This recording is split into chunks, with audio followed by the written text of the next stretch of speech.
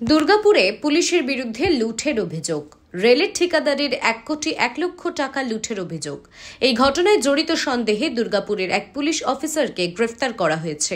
সঙ্গে আরও 5 জনকে গ্রেফতার করা হয়। এই ঘটনায় শোরগোল পড়ে গেছে দুর্গাপুরে। লুট করা টাকা উদ্ধার করতে জায়গায় জায়গায় তল্লাশি চলছে আসানসোল দুর্গাপুর কমিশনারেটের পুলিশের তদন্তকারীরা।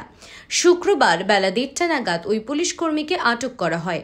কি বলছেন Asansol Durgapur police commissionerate DC Abhishek Gupta, শোনাবো। দিল্লির ব্যবসায়ী এখানে এসেছিল, ওর কাছে ও ক্যালকাটা যাচ্ছিল, সঙ্গে ওর গাড়িতে 1 কোটি টাকা ও ক্লেম করছে ছিল।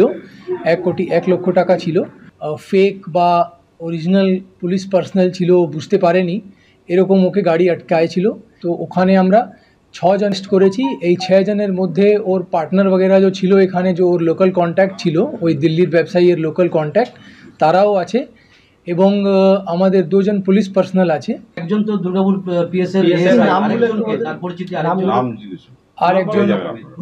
আরেকজন আছেন এখানেই।